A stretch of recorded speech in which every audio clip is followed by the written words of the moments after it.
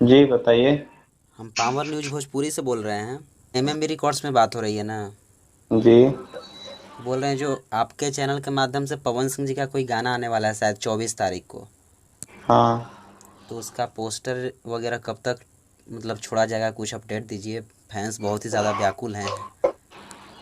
आजकल में छोड़ा जाएगा, बताया जाएगा, अपडेट किया जाएगा। अच्छा अच्छा, और गाना को तो 24 तारीख को ही रिलीज़ किया जाएगा ना? हाँ, 24 को रिलीज किया जाएगा। अच्छा, पोस्टर मतलब आजकल में आ रहा है ना? हम्म।